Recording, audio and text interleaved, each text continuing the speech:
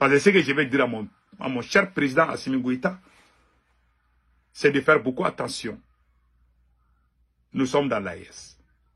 Si nous prenons l'argent conditionné et puis goudronner le Mali jusqu'en Côte d'Ivoire, qu'est-ce que cela veut dire?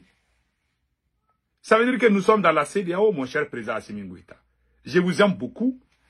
Et comme j'aime le capitaine aussi, et comme j'aime le président général Tchani aussi, tous les présidents d'AES, je vous aime tous. Mais ce qui vient, pourquoi on parle seulement de 2 pays de l'AES? Pourquoi on n'a pas ajouté le Niger, même s'il n'y a pas tellement de frontières là? On est en train de parler tout le temps de Mali et Burkina. On ne parle pas trop du Niger. C'est une façon de... Je vois ça, un complot contre l'AES. C'est un piège. Si je suis à la place du président Assimi Goïta, je ne vais pas prendre cet argent. Les autorités maliennes ont montré 49 mercenaires ivoiriens. Ils ont dit que ce sont les mercenaires. Nous avons tous applaudi. Nous avons défendu les autorités maliennes. Nous avons qualifié les 49 mercenaires ivoiriens comme des mercenaires. Parce que c'est ce que nos autorités nous ont dit. Nous avons défendu. Nos autorités ont montré que la Côte d'Ivoire veut déstabiliser le Mali. Ce n'est pas nous qui avons dit, ce sont nos autorités. Ils ont même dit ça. Je pense qu'ils ont même dit ça à l'ONU ici. Pourquoi vous voulez bien retaper les routes entre nos pays et ces pays-là encore? Qu'est-ce qui se passe? À un moment donné, vous avez voulu aller prendre l'électricité là-bas, comment on appelle là, l'électricité.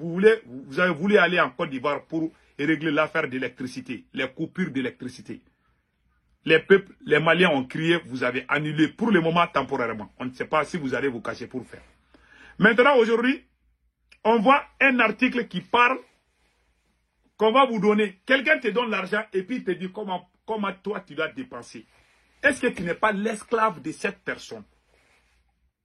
On nous donne l'argent, 156 millions d'euros. On veut nous montrer comment on doit dépenser cet argent. Si je suis à la place du président Assimi Goïta, je ne vais pas prendre cet argent. En tout cas, c'est écrit ici. Hein.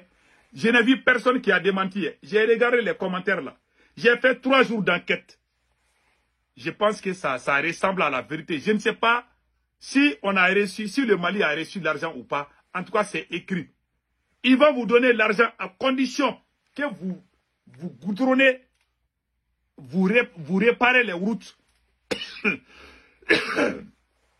du Mali jusqu'à la Côte d'Ivoire.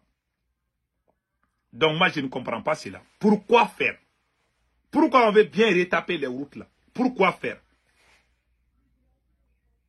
Puisque quand il y avait embargo sur le Mali, c'est la Guinée-Conakry qui avait ouvert ça. Pourquoi on ne va pas dépasser cet argent pour retaper la route Guinée-Mali?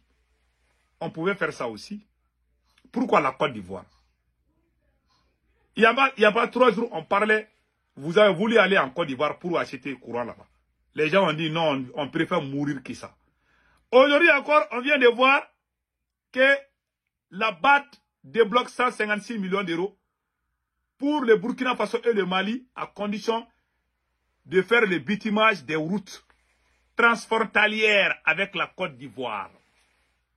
Voilà l'article au complet. Il y a même la Banque européenne qui veut donner l'argent à l'AES. Moi, je ne comprends pas. Hein. Le Mali et le Burkina Faso modernisent les routes qui les relient à la Côte d'Ivoire. C'est ce qui est écrit, hein. Ce n'est pas moi. Le conseil d'administration du Fonds africain de développement FAD a approuvé des prêts pour le Burkina Faso et le Mali d'un montant total de 156,6 millions d'euros destinés à la modernisation et au bitumage des routes transfrontalières reliant ces 2 pays de l'AES, de l'Afrique de l'Ouest, à la Côte d'Ivoire. C'est ce que rapporte le service de presse de FAD. Ah! Je n'ai pas compris ça. La banque qui a donné l'argent, c'est cette banque même qui a dit qu'elle a donné l'argent au Mali et à la Côte d'Ivoire. Mais la condition, c'est de réparer. Pourquoi on va réparer ces routes? Je ne comprends plus rien.